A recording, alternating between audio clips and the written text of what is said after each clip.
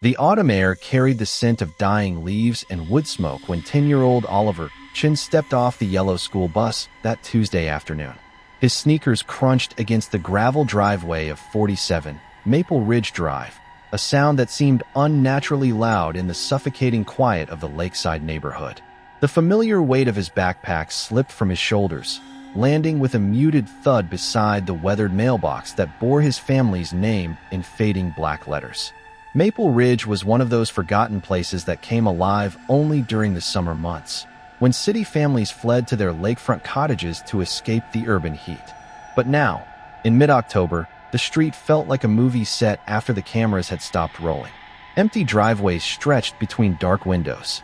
Boats sat shrouded in blue tarps like sleeping giants. The only signs of life came from three houses: Oliver's, the Hendersons 2 doors down, and old Mrs. Gallagher's cottage at the very end of the cul-de-sac. Oliver's mother, Elena, had been working from home that day. Her silver Toyota Camry sat in its usual spot, engine ticking as it cooled, windshield fogged with condensation. Through the kitchen window, Oliver could see the blue glow of her laptop screen and the silhouette of her hunched shoulders as she typed. She glanced up when she heard the bus pull away, offering him a distracted wave before returning to her work. The gesture should have felt comforting, but something about it made Oliver's chest tighten with an inexplicable loneliness. His older sister Maya was at volleyball practice, and his brother Lucas wouldn't be home from chess club until 6. The house felt too big, too quiet, filled with the kind of silence that made you aware of your own breathing. Oliver grabbed the orange basketball from beside the garage and dribbled it absently, the rhythmic bounce, bounce, bounce creating a metronome against the empty street. The portable basketball hoop stood at the end of their driveway, its backboard scarred with years of missed shots and winter weather. Oliver had spent countless hours here, perfecting his free throws and dreaming of making the middle school team next year. But today, something felt different. The shadows seemed longer, darker. The lake beyond the trees was the color of pewter, its surface disturbed by small, restless waves that lapped against the shore with an almost hypnotic persistence. He was just settling into his usual routine: dribble, aim, shoot, when the sound reached him. A low, mechanical purr that didn't belong to any of the vehicles he knew. Oliver paused mid-dribble, the ball bouncing to a stop beside his feet as he strained to listen. The engine grew louder, closer, until finally a dark sedan emerged from behind the bend in the road. The car was unfamiliar, a navy blue Ford with tinted windows and license plates that definitely weren't from their state. Oliver had lived on Maple Ridge his entire life, and he knew every car that belonged here. Mr. Henderson's rusted pickup truck, Mrs. Gallagher's ancient Buick, the Yamamoto family's pristine minivan that only appeared on weekends.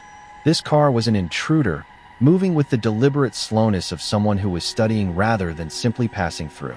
As the sedan approached, Oliver felt a prickle of unease crawl up his spine like cold fingers. The driver's window was rolled down just enough for him to catch a glimpse of the person inside, a man in his 30s, wearing a baseball cap pulled low over his eyes.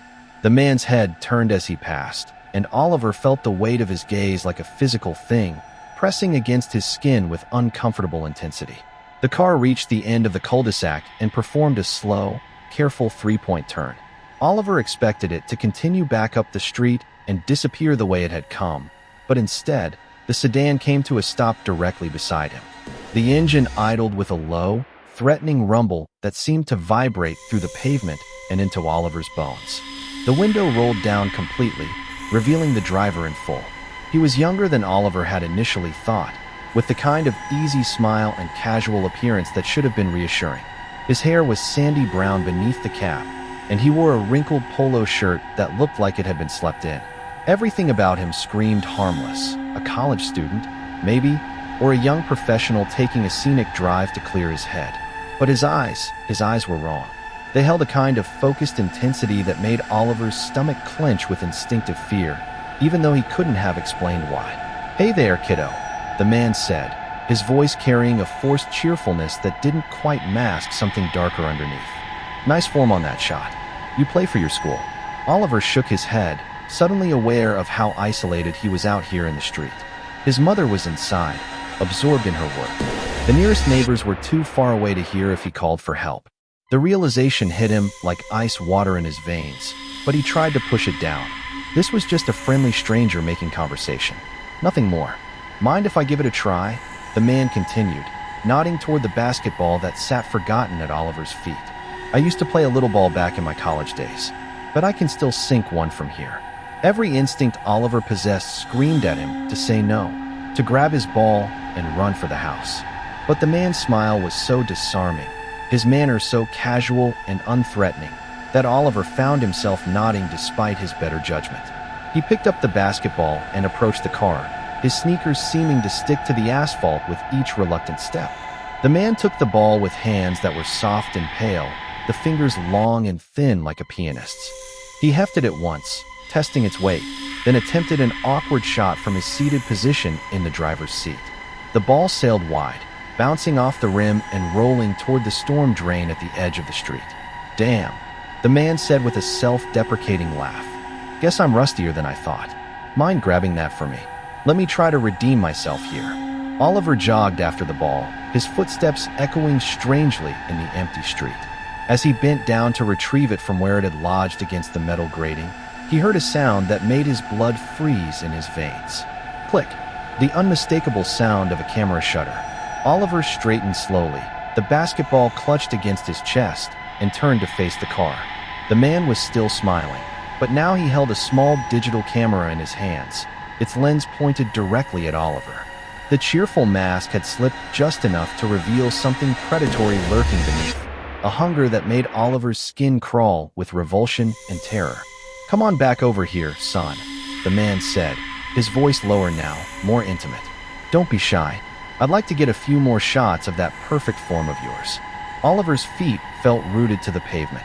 Every nerve in his body screamed danger, but his mind struggled to process what was happening. This couldn't be real. Things like this didn't happen in places like Maple Ridge to kids like him. His parents had taught him about stranger danger, of course, but in the abstract way they discussed household fires or getting lost in a crowd, remote possibilities that happened to other people in other places. I should go inside. Oliver managed to stammer, his voice sounding thin and frightened in his own ears. My mom's waiting for me. The man's smile never wavered, but something cold and calculating flickered in his eyes. Oh, I don't think she is, kiddo. I saw her at her computer when I drove by earlier. Looked pretty busy to me. Besides, this will just take a minute. Just a few pictures, and then you can go play your little games. Oliver took a step backward, then another, but the man was already getting out of the car.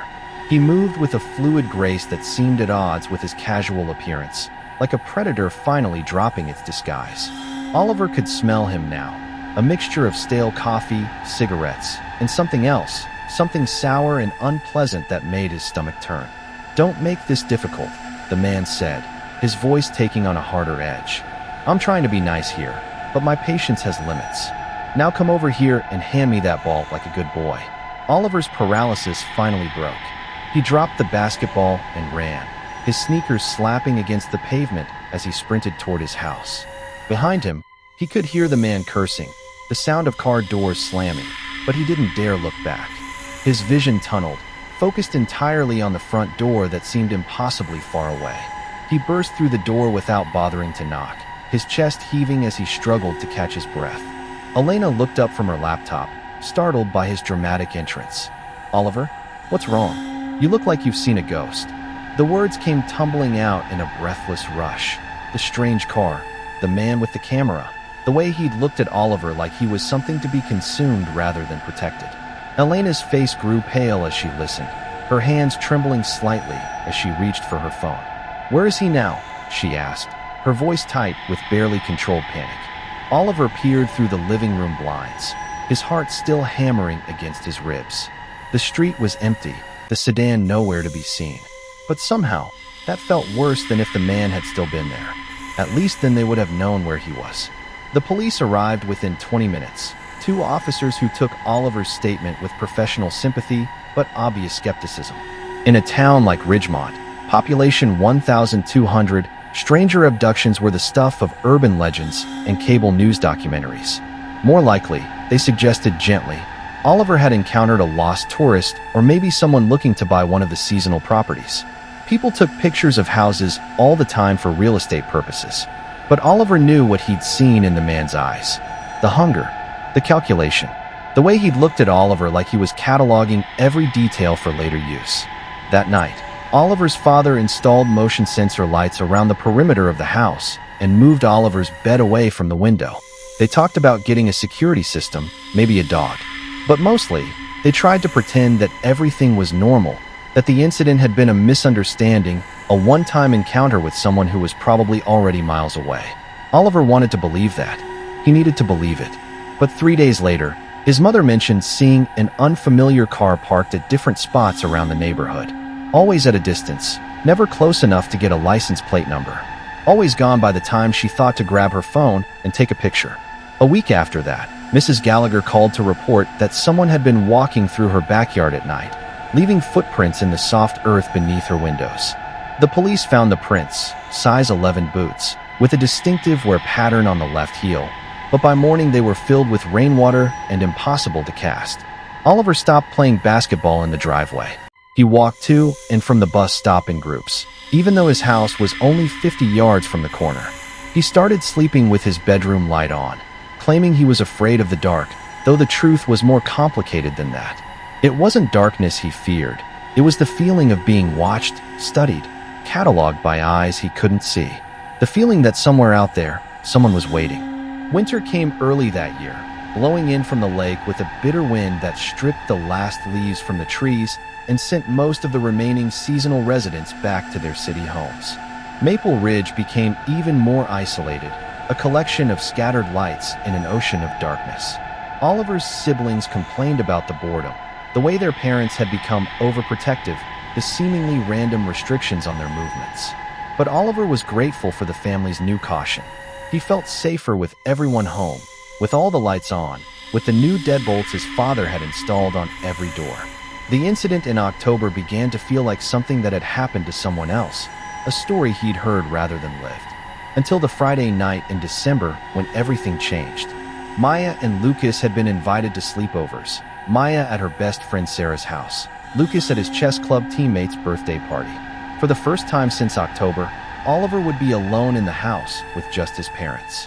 Elena and David debated whether to allow the sleepovers, but ultimately decided that keeping the family isolated indefinitely wasn't healthy for anyone.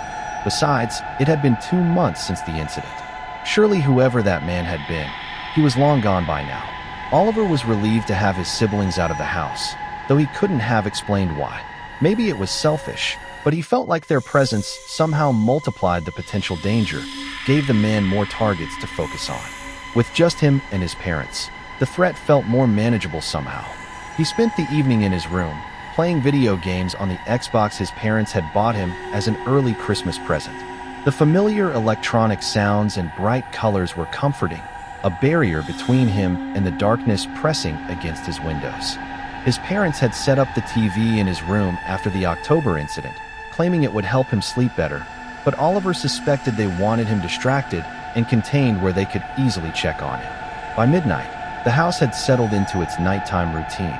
His parents were asleep down the hall, their bedroom door left slightly ajar so they could hear if Oliver called out. The motion sensor lights cast shifting patterns of illumination across the backyard, triggered by wind-blown branches and the occasional deer. Oliver had grown accustomed to these false alarms, the way the lights would flare and fade in a rhythm that was almost hypnotic. He was deeply engrossed in his game when the sound came. Tap, tap, tap.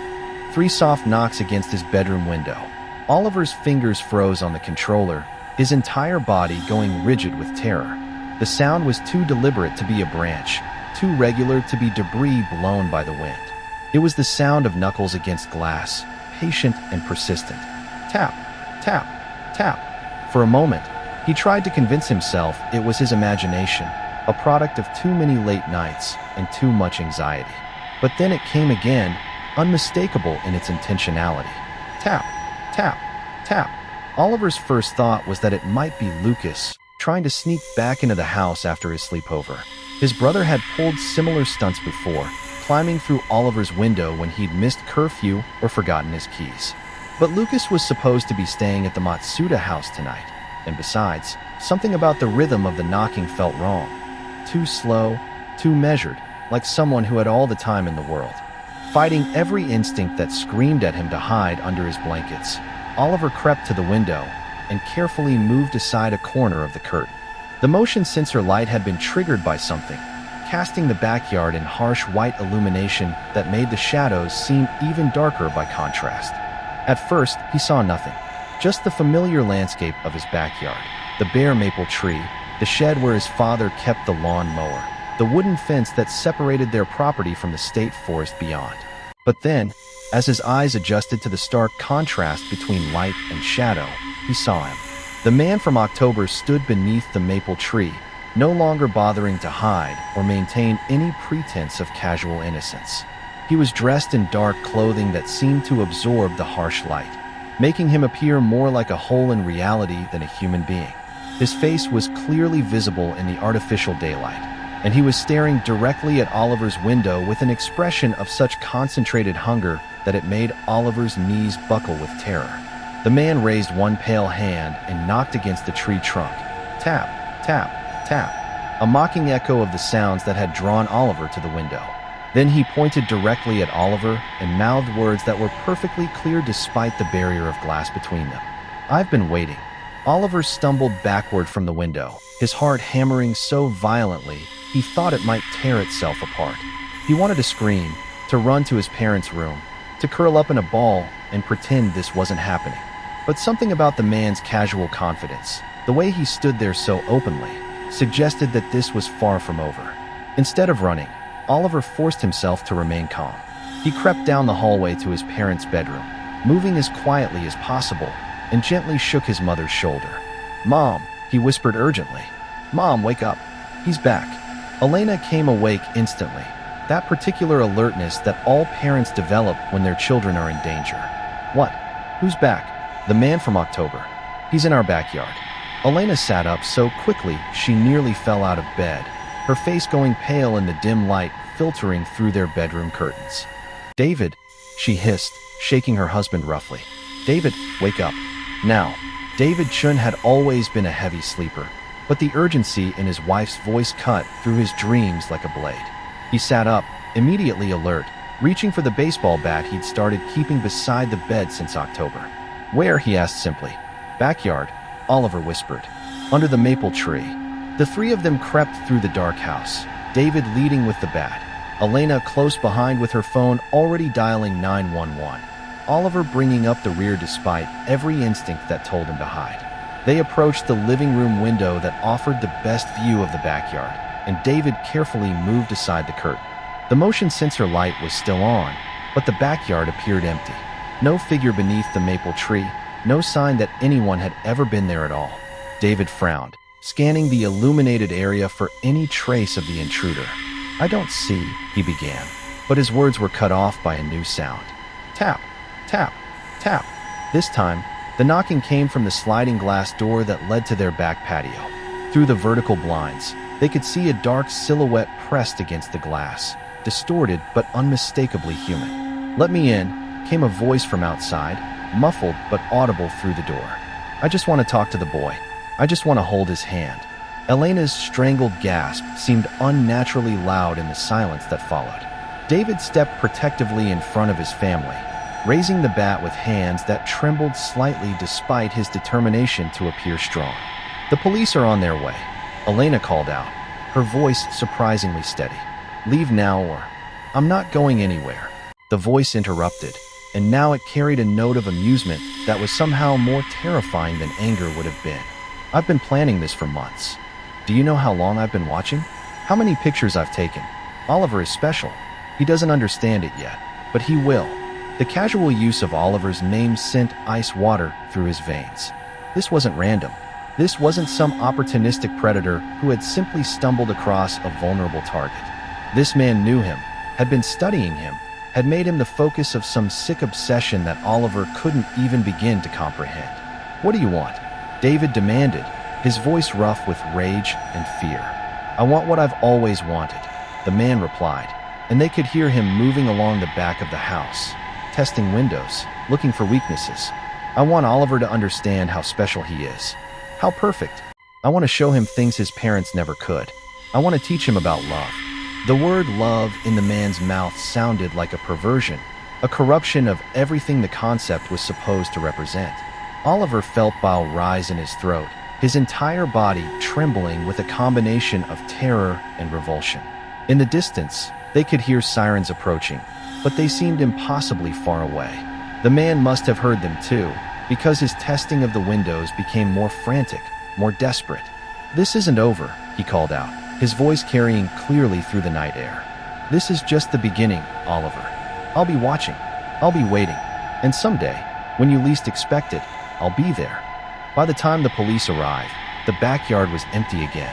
They found footprints in the soft earth beneath several windows, handprints on the sliding glass door, and clear evidence that someone had been systematically testing the security of the house.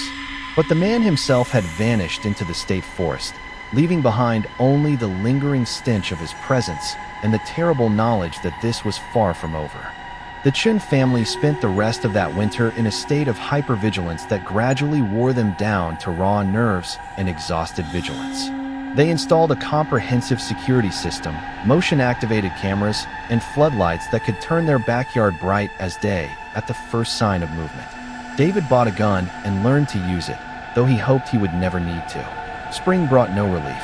Elena reported seeing the same dark sedan parked at various locations around town. Sometimes near Oliver's school, sometimes in the parking lot of the grocery store where she shopped, sometimes just sitting at the end of Maple Ridge with its engine running and its occupant watching their house through binoculars. The police investigated each report, but they were always just a few minutes too late, arriving to find empty parking spaces and no trace of the watcher. Without clear evidence of a crime being committed, there was little they could do beyond increasing their patrols of the neighborhood and advising the Chin family to remain vigilant. Summer was the worst. With school out and Oliver spending more time at home, the sense of being constantly observed became almost unbearable.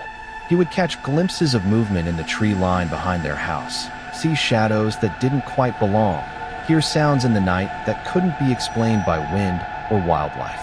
The breaking point came in August, during what should have been a normal family barbecue. Oliver was helping his father grill hamburgers on their back patio when he noticed something glinting in the trees beyond their property line. At first, he thought it might be a piece of broken glass catching the sunlight, but as he watched, the glint moved, tracking their movements with mechanical precision. "Dad?" Oliver said quietly, not wanting to alarm the rest of the family. "There's someone in the woods with binoculars." David followed his son's gaze and immediately saw what Oliver was referring to. The lens of powerful binoculars reflected the afternoon sun like a malevolent eye, focused unblinkingly on their family gathering. This time, David didn't call the police first. This time, he grabbed his bat and headed straight for the tree line, his rage finally overcoming his caution. But by the time he crashed through the underbrush to where the watcher had been positioned, he found only trampled vegetation and a small pile of cigarette butts that suggested someone had been there for hours. That night, the Chin family made a decision that would change their lives forever. They would leave Maple Ridge.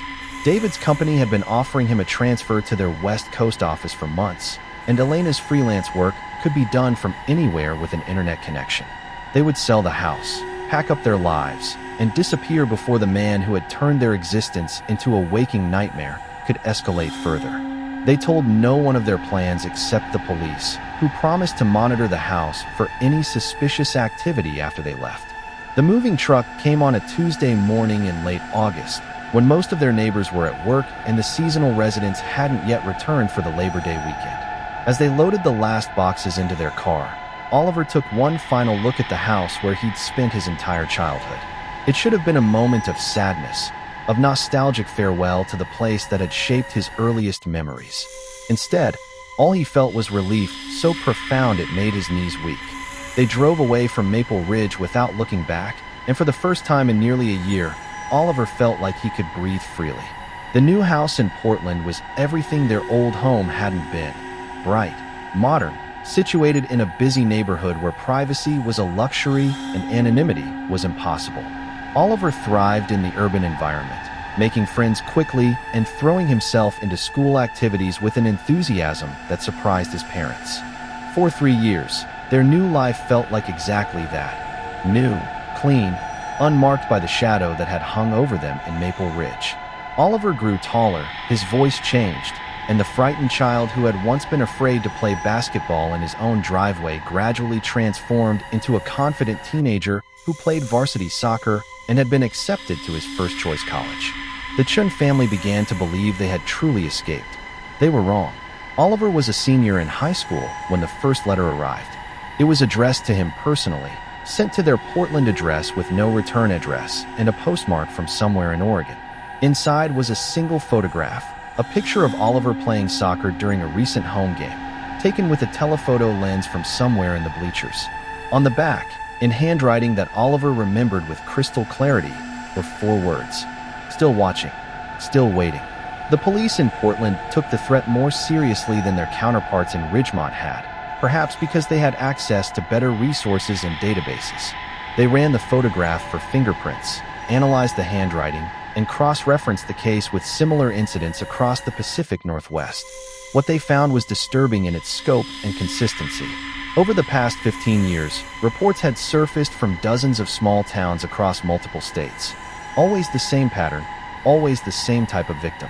A man in his 30s with sandy brown hair and an unremarkable appearance would appear in rural communities, focus his attention on a specific child, then vanish when the heat became too intense. But this was the first case where he had followed his target across state lines, the first time he had maintained contact for years rather than moving on to fresh hunting grounds. The FBI became involved, treating Oliver's case as the key to finally identifying and apprehending a predator who had been operating under their radar for over a decade. They set up surveillance on the Chun family, monitored their mail, and tapped their phones. Oliver was assigned a plainclothes protection detail that followed him to school and back, invisible but always present.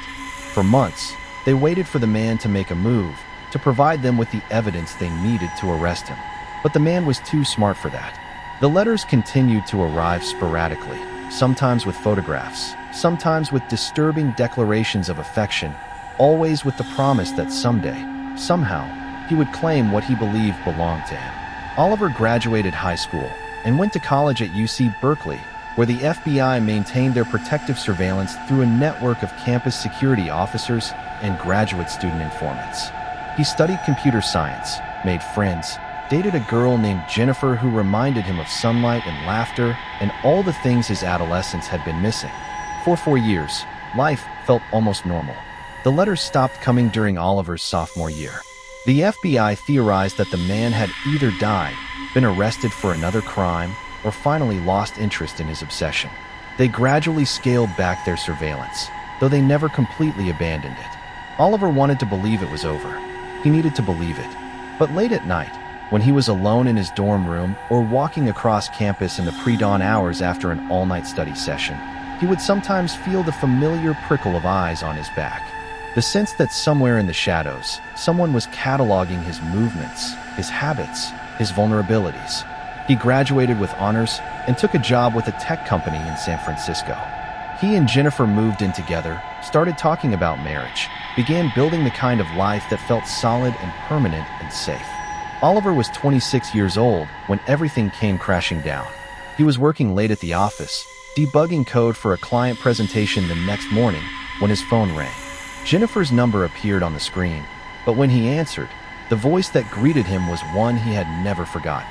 "Hello, Oliver," the man said, his tone as casual and friendly as it had been 16 years earlier on Maple Ridge Drive. "I think it's time we had that conversation we've been putting off all these years." Oliver's blood turned to ice. "Where is she? What have you done with Jennifer?" "She's fine, for now, but that could change very quickly if you don't do exactly what I tell you to do." The man gave Oliver an address, a warehouse in an industrial district south of the city. He had 30 minutes to get there, and he was to come alone. Any sign of police involvement, any attempt to notify the authorities, and Jennifer would disappear forever.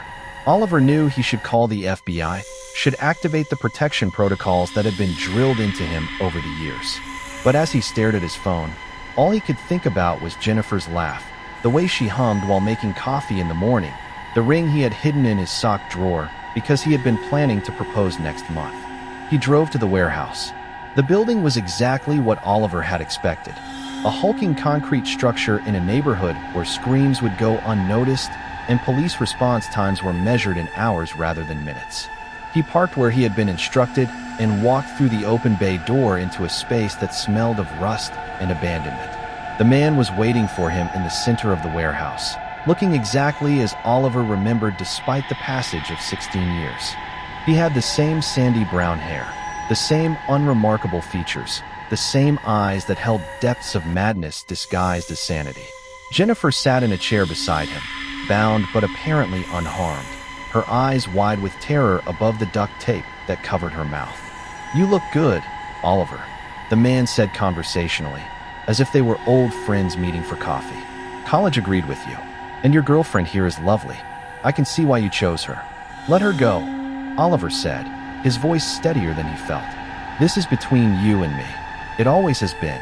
The man smiled, and Oliver was transported back to that autumn afternoon when he had been 10 years old and terrified and completely unprepared for the existence of monsters that wore human faces. "Do you know what the hardest part has been, Oliver?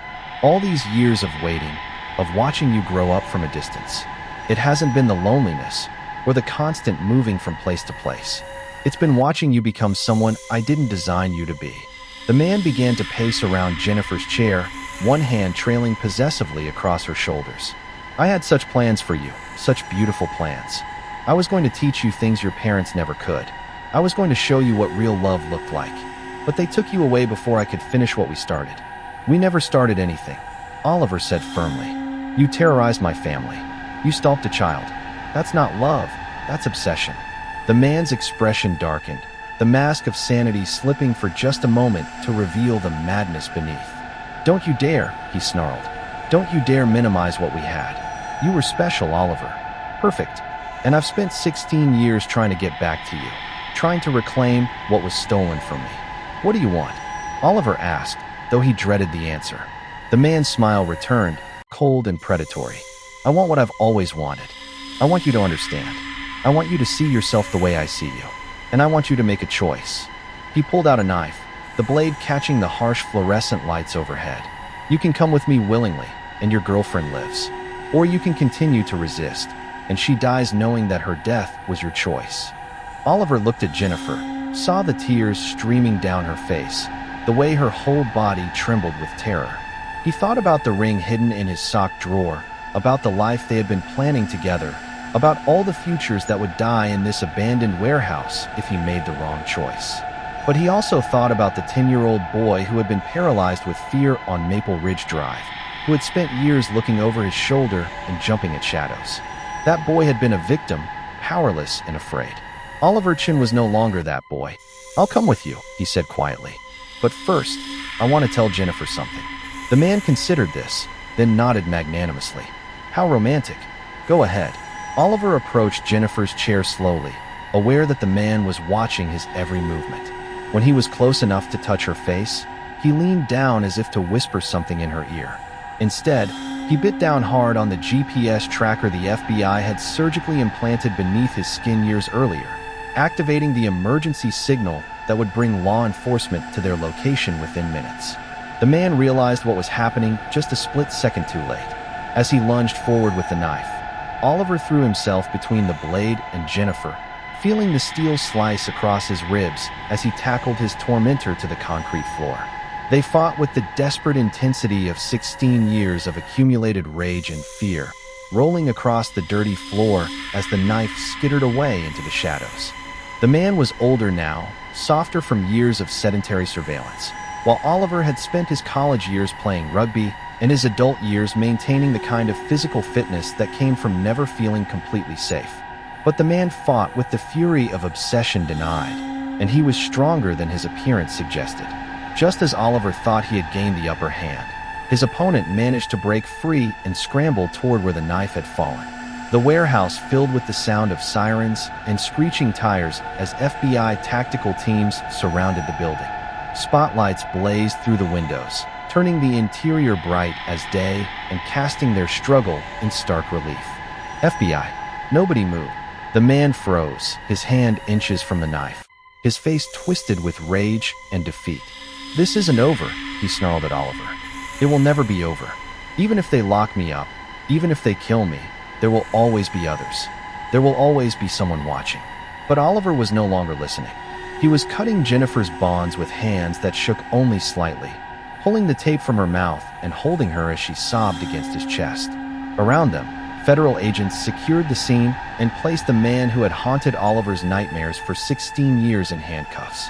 As they led the predator away, Oliver caught his eye one last time. Where he expected to see defeat or remorse, he found only the same hungry intensity that had terrified him as a child.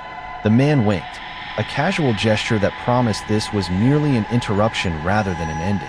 But Oliver was no longer afraid. The trial lasted 3 months and revealed the full scope of the man's crimes. His name was Marcus Webb,